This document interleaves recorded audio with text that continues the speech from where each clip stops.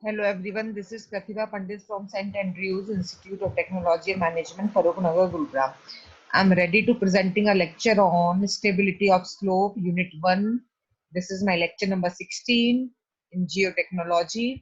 I already made around three videos on this particular unit and this particular subject. And this is, I already told you about, this is very important unit as the examination point of view, and you will also find the facts in your future, like in practical sites. You can see the importance of this particular subject. So today I will take the rest of the portion which is remaining. Okay, so I will start with some theory. कल मैंने आपको जो 15 lecture number 15 था उसमें हमने stability of an infinite slope किया है cohesion less soil deposit के लिए, ठीक है, जिसमें हमने एक डेरिवेशन समझा था कि अगर हम इनफाइनाइट एक्सटेंट की स्लोप है, जिसकी स्लोप इनफाइनाइट एक्सटेंट है, अगर एम्बैकमेंट का उसकी स्लोप आप आई दे रहे हैं, तो एक सॉइल प्रिज्म की स्टेबिलिटी को एनालाइज करके हमने वहां पे स्टेबिलिटी एनालिसिस किए थे और कुछ फॉर्मुलोस को फाइंड आउट किया था, like we have to use factor of safety formula this fs factor of safety with respect to shear strength is equals to 10 phi dash upon 10 I, ठीक है, ये फॉर्मूला आपको याद रखना पड़ेगा। इसके अलावा n normal component of W and tangential component of W, sigma shear stress and normal stress and shear stress, ये सारे फॉर्मूले आपको याद रखने पड़ेंगे। एस भी आप याद रखेंगे, एस क्या होता है आपका maximum shear strength, and tau क्या होता है आपका average shear strength. So these things you do learn before starting further numerical portion. Okay, इसके बाद मैंने आपको बताया था कि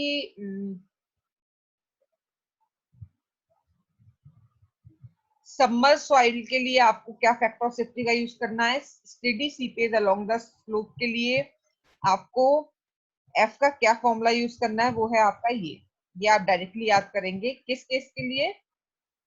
steady seepage along the slope, ठीक है। तो जो फैक्टर ऑफ सेफ्टी का फॉर्मूला, इसे भी आप अलग से, क्योंकि इसमें डेटा बहुत है तो आपको मैं जब हाईलाइटेड करते जाऊं उन फॉर्मूलों को आप नोट करते जाइए। तो F S is equal to gamma dash 10 five dash upon gamma saturated 10 i, that you do learn. And इसके बाद मैंने आपको बताया कि stability analysis of infinite slope, infinite extent की जो स्लोप है, जैसे फाइनाइट के लिए हम we are using method of slices और Swedish circle method, method of friction. These are the method we are using for that particular method. But infinite slope के लिए हम क्या यूज करते हैं? We are using these methods. तो infinite के लिए अगर सॉइल कोहेसिव है, जिसमें सी हम कंसीडर कर रहे हैं, कोहेजन कंसीडर कर रहे हैं, तो आपका जो फैक्टर सेफ्टी होता है उसका फॉर्मूला जो निकल के आता है वो होता है C dash plus gamma H cos square I 10 pi upon gamma H cos square I, ठीक है। तो इसको भी आप अलग से नोट करेंगे कोहेसिव सॉइल के केस के लिए। इसके बाद मैंने वेज फेलियर के लिए, अगर वेज फेलियर वाला कोई केस आ रहा है, जैसे अभी हम एक न्यूमेरिकल लेंगे वेज फेलियर पे, तो उसके लिए जो आपको फैक्टर सेफ्टी का फॉर्मूला यूज करना है वो है आपका F S is equals to c into L plus W cos alpha 10 phi upon W sin alpha. Alpha is the slope angle, phi is the angle of internal friction, L is the length of the embankment, C is cohesion. तो आप factor of safety की help से यहाँ पे stability को analyse करेंगे। इसके बाद मैंने आपको स्टेबिलिटी चार्ट बता दिया था जिसमें हम टेलर स्टेबिलिटी नंबर को निकालते हैं। Swedish circle method we already completed and I am doing this numerical, so I will start from this one only. ये तो आपने सीधे, अगर आपको इनफाइनाइट स्लोप मेंशन है आप फैक्टर ऑफ सेफ्टी निकाल सकते हैं। सेकंड जो केस हम कर रहे थे उसमें था, this was the numerical, analyse the slope of example 3.2। 3.2 ये प्रीवियस क्वेश्चन है, इसके लिए बस आप एक वैल्यू को ऊपर से यूज करेंगे, वो है आपकी slope angle that is I think 25 slope, ये 25, ये तो जो बीटा या जो आई है वो आपका यहाँ पे भी 25 है। It is made of clay having C30, 30 जो कोहेजन होती है उसकी यूनिट होती है किलो न्यूटन पर metre square. Phi 20 degree angle of internal friction, ये ऊपर क्या लिखा है ये आप छोड़ दीजिए, मैंने कुछ बाद में न्यूमेरिकल के लिए किया होगा। फाई यहाँ पे 20 है। ई आपका जो वॉइड रेशियो है वो आपका 0.65, जी की वैल्यू 2.7 है। Under the following different condition when the soil is dry, first case, and दूसरा when the water seeps parallel to the surface of the slope, third है when slope is submerged।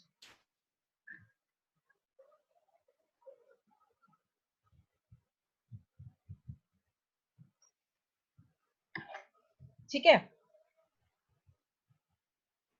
तो आप first case के लिए मैंने आपको बता दिया था कि आप इसमें ई और जी दिया हुआ है, तो आप सबसे पहले तो ये तीन ड्राई यूनिट वेट निकालेंगे, सैचुरेटेड यूनिट वेट निकालेंगे और सबमर्ज यूनिट वेट निकाल लेंगे।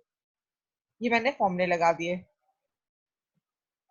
तो ये मैं आपको बता चुकी थी। G gamma W upon 1 plus C, gamma W हम 9.8 लेते हैं, G plus C gamma W upon 1 plus C, gamma dash gamma saturated minus gamma W, ये गामा डब्ल्यू स्टैंडर्ड होता है 10 या फिर 9.8। इसके बाद मैंने आपको बताया था कि हम टेलर स्टेबिलिटी का ये वाला फॉर्मूला यूज करते हैं। अगर आपने नहीं लिखा तो अभी भी आप लिख सकते हैं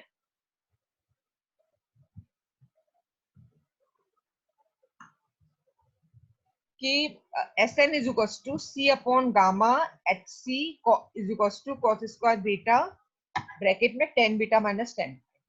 ठीक है, ये टर्म और ये टर्म की हेल्प से हम क्रिटिकल हाइट निकालेंगे। क्रिटिकल हाइट पता चल जाएगी तो आपको, सॉरी, आप क्या करेंगे, S N is equal to ये जो बीटा गिवन है आपको, बीटा 25 दिया और 5 दिया है, एस एन की वैल्यू निकल जाएगी, तो आपके एस एन की वैल्यू क्या आ गई 0.083।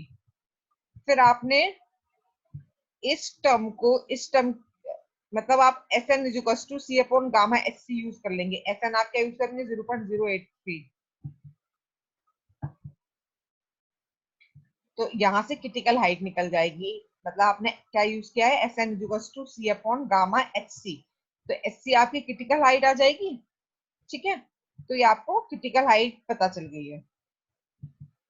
इस क्वेश्चन में आपसे यही पूछा था ना कि एनालाइज द स्लोप, अब स्लोप को एनालाइज करना है आपको। ठीक है, केस नंबर 2, केस नंबर 2 क्या है, when there is seepage parallel to the ground surface throughout the entire mass। Seepage parallel to the ground surface के लिए आपको जो फॉर्मूला यूज करना है एसएन का वो ये है, ये जो मैंने सर्किल के अंदर लिखा हुआ है, आप इसको दोबारा से लिख लीजिए, मैं बोल रही हूँ C upon gamma saturated H is equal to, यहाँ पे सबसे पहले लिखिए S N is equal to C upon gamma saturated H is equal to cos square beta bracket के अंदर 10 बीटा माइनस ये gamma dash upon gamma saturated 10 phi, ये है फॉर्मूला। ठीक है, तो इसको आप अगर यूज करेंगे, अच्छा इसके आगे इसमें सॉल्व नहीं है, आप इसको डायरेक्टली कैसे यूज करेंगे, देखिए बीटा आपको दे रखा है 25, गामा डैश या गामा बी से डिनोट किया है, मैं गामा डैश से करती हूँ इसलिए मैंने गामा डैश लिख दिया। गामा डैश आपने निकाल लिया, गामा सैचुरेटेड आपने निकाल लिया, फाइव आपको गिवन है, तो यहाँ से एस एन की वैल्यू आ गई, एस एन की वैल्यू आ जाएगी, सी आपको गिवन है, गामा सैचुरेटेड आपको गिवन है, तो आप एच सी निकाल देंगे यहाँ से। तो यही फॉर्मूला का यूज करके आप क्रिटिकल हाइट निकाल सकते हैं सेकेंड केस के लिए। ठीक है, थर्ड के लिए भी हम सेम फॉर्मूला जो फर्स्ट में यूज किया है उसका हम यूज करते हैं, व्हेन स्लोप इज सबमर्ज्ड। अब थर्ड जो पार्ट है उसमें क्या है, when slope is submerged. Submerged है तो हम इसमें हमेशा जो गामा यूज करेंगे यहाँ पे गामा डैश करेंगे। देखिए ड्राई सॉइल के लिए गामा डी यूज होगा, सैचुरेटेड के लिए गामा सैचुरेटेड होगा, सबमर्ज्ड के लिए गामा डैश यूज होगा। तो ये है इसका पूरा तरीका। आप इसको दोबारा से करिए, फिर भी आपको अगर दिक्कत आई इस फॉर्मूले को याद रखिए, एस एन की वैल्यू मैंने इस टर्म को और इस टर्म को यूज करके एस एन निकाला, फिर मैंने इसको और इसको यूज करके एच सी निकाला है सारे केसेस के लिए। फिर भी आप में कोई दिक्कत हो तो आप मेरे को कांटेक्ट कर सकते हैं, मैं आपको फोन पे प्रॉपर बता सकती हूँ। इसके बाद हम एक और टाइप का न्यूमेरिकल लेंगे।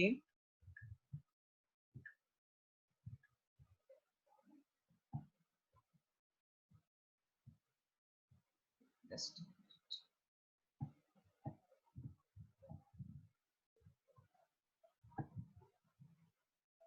okay, this is another example. This is quite important. Write down stability analysis by Swedish circle methods के लिए जो आपने फैक्टर ऑफ सेफ्टी का फॉर्मूला पढ़ा है उसके ऊपर कभी कभी न्यूमेरिकल आ जाता है। तो stability analysis by Swedish circle method of slices gave following values permissible meter for 10 meter height embankment. यहाँ पे एम्बैकमेंट की हाइट आपको 10 मीटर दी हुई है। Total shearing force is equals to 480 kilo newton. Total normal force is equals to 1950 kilo newton. Total neutral force 250। Length of arc 22 meter. If the properties of soil are, soil की जो cohesion वगैरह होता है इसकी properties में आ जाती है, index properties में। तो आपका जो प्रॉपर्टीज है वो क्या है?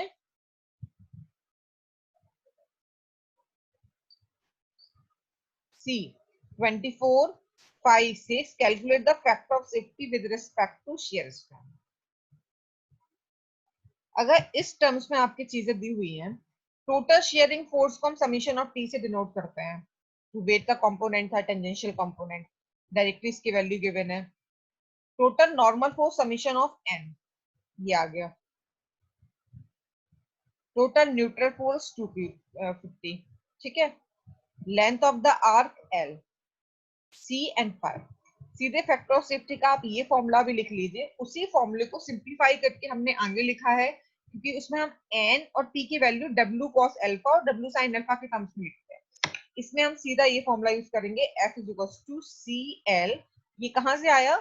फाइनाइट स्लोप की स्टेबिलिटी स्वीडिश सर्कल मेथड से। आप वहां उसी जगह पे इस फॉर्मूले को भी नोट करिए कि अगर टोटल नॉर्मल और टेंजेंशियल फोर्स अगर आपको गिवन है तो आप कैसे निकालेंगे। C into L plus summation N minus U tan phi upon summation of T. सारी वैल्यूज रख दीजिए, सी रख दिया, एल रख दिया, एन यू फाइव आपको दिया है एंड समीशन ऑफ टी। तो ये आपकी वैल्यू इतनी निकल के आ गई है, ठीक है।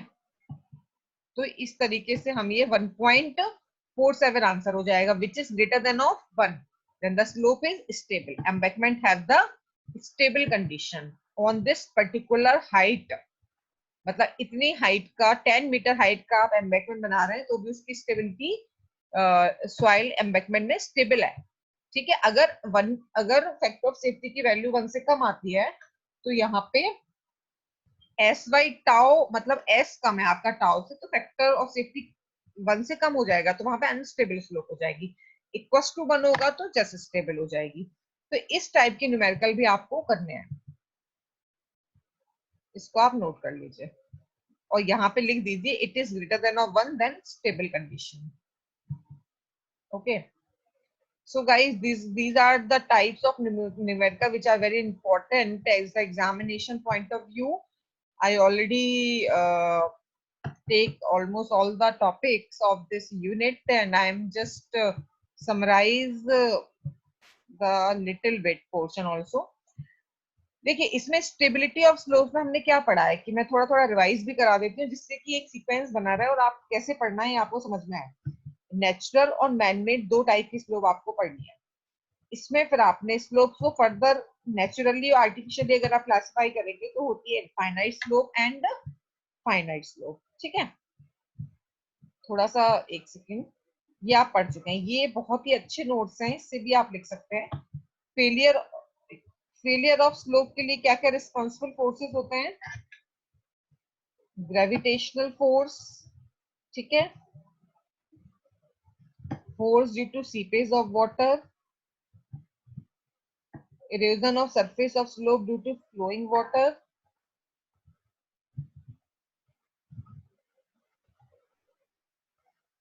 तो इस तरीके से मैं इसके कॉजेस समझ सकते हैं। इसके बाद ये एजप्शंस मैंने आपको बताए थे, ये सेम चीज है। फैक्टर ऑफ सेफ्टी मैंने आपको बताया है, 4 टाइप के फैक्टर ऑफ सेफ्टी आपको याद रखना है। यहाँ से भी आप सारे फॉर्मूले एक साथ लिख सकते हैं। एफएस का फॉर्मूला क्या है, एस बाई टाउ। ठीक है, टाउ का फॉर्मूला क्या है, C dash M sigma dash tan phi dash M. M क्या होता है, मोबिलाइज्ड, जो टाउ के लिए हम यूज करते हैं। सी डैश एम का फॉर्मूला क्या है, C dash upon F S. Tan phi dash M का फॉर्मूला क्या है, tan phi dash upon F S. ठीक है, तो ये सारे फॉर्मूले आप लिखेंगे। इसके बाद दिस इज अ क्वेश्चन, ये क्वेश्चन आप नोट कर लीजिए, एक मिनट, ये इंपॉर्टेंट है। The shearing strength of parameter, यहां से स्टार्ट है example number 10.1। The shearing strength parameter of soil are, C dash आपको दिया है 26.7 किलो न्यूटन पर metre square, 15 degree. C dash M, ये सी डैश फाइव डैश इस तरीके से दिया रहता है, मैंने आपको स्टार्टिंग में बताया था। C dash M 17.8, phi dash M 12। Calculate the factor of safety with respect to strength, with respect to cohesion, with respect to friction। इस तरीके से आपको ये निकालना है। एंड एक और चीज दी है, the average intergranular pressure on failure plane is 102.5 kilonewton per meter square। ठीक है,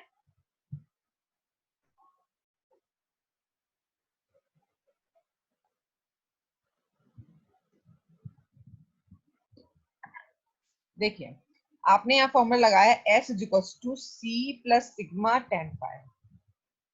सी की वैल्यू रख दी, सिग्मा की वैल्यू रख दी, टेन फाइव की वैल्यू रख दी। फिर आपने लगाया टाउ, टाउ के लिए डैश वाली चीजें यूज करेंगे।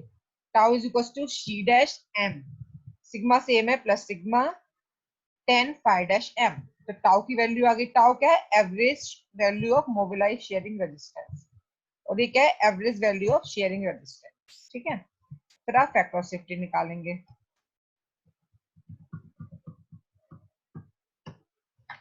Factor of safety F S, S Y tau, तो ये कितना आ गया 1.37। एफ सी, एफ सी कितना होता है, फॉर्मूले लगाने जो मैंने पहले आपको बताया। एफ सी क्या होता है आपका, आप ऊपर फॉर्मूला देखेंगे, tan phi upon, F C का फॉर्मूला क्या है ऊपर देखिए,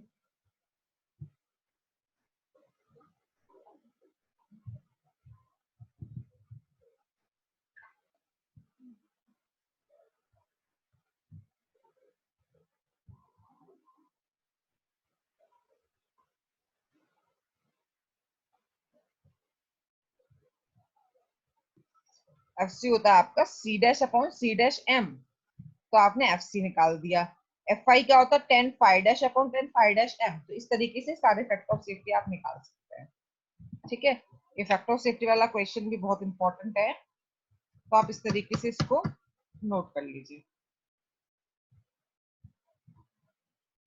दूसरा क्वेश्चन सेम प्रोसीजर पे है, ये प्रैक्टिस के लिए आप नोट कर लीजिए, मैंने आपको ऑलरेडी करा दिया है, इसको आप नोट कर लीजिए। What will be the factor of safety with respect to average shear strength, cohesion, internal friction of soil for which the shear strength parameter obtained from the laboratory test are?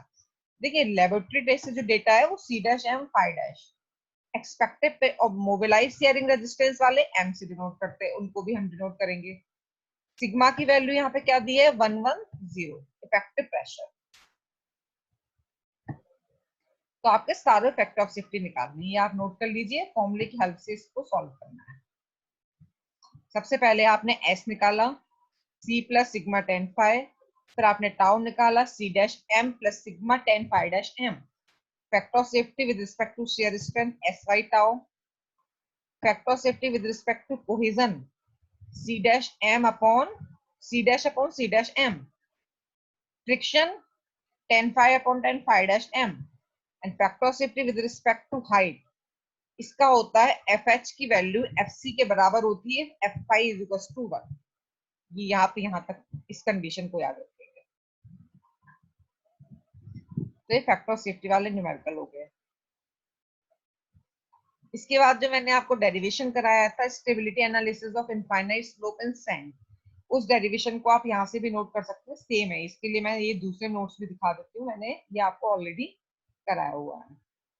Stability analysis of infinite slope in cohesive soil जो था, या फिर cohesive की जगह कभी clay की बात हो तो भी हमें सेम डेरिवेशन करता है। कोहेसिव सॉइल आपकी क्ले होती है।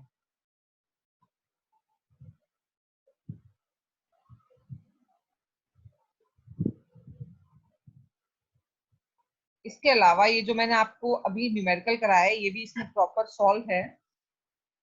जो मैंने आपको ये लास्ट कराया था कि when the soil is analyse the slope of example, previous example जिसमें स्लोप आपको 25 डिग्री थी, सी डैश 30, फाई 20, ई 20, ये सारे दिए हैं 3 केसेस के लिए। When soil is dry, when soil water सीव्स parallel to the surface of the slope, and when slope is submerged. तो इसे आप यहाँ से भी नोट कर सकते हैं, ये मैंने आपको पहले भी समझा दिया था। ये जो NS लिखा है ये SN है, ठीक है, स्टेबिलिटी नंबर। यहाँ पे NS से डिनोट किया है, आपका पूरा ये फॉर्मूला है SN का।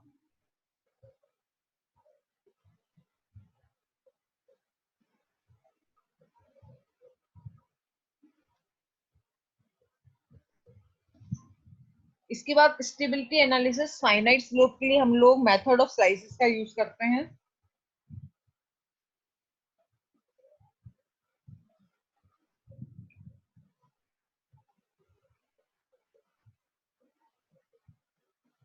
इसके बाद कभी ऐसे पूछा जाता है कि explain circular surface of failure, तो ये रोटेशनल फेलियर के बारे में ही है कि जो फेलियर फाइनाइट स्लोप में होते हैं वो रोटेशनल होते हैं, और उनको भी हमने 3 तरीके से क्लासिफाई किया है, slope failure, toe failure and base failure. ठीक है, ये भी मैंने आपको बताया, आप यहाँ से भी शॉर्ट नोट को बढ़ा सकते हैं, इसको एक्सप्लोर और कर सकते हैं।